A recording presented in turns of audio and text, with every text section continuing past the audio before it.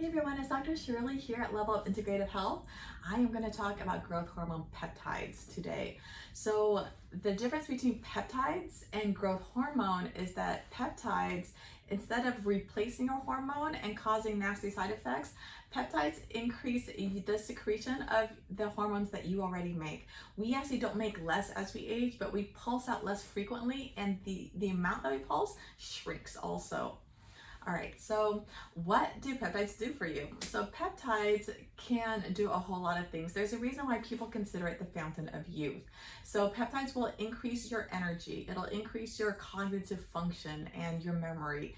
It also helps improve your recovery time after you do work out. It helps with sleep. It helps with libido. It helps with your body composition so that you have more lean muscle and less body fat.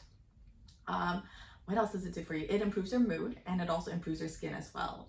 So this is something that both women and men can use. It comes in different forms. It comes in injectable little bottles and even smaller tiny needles for insulin, with insulin needles for injection into the belly.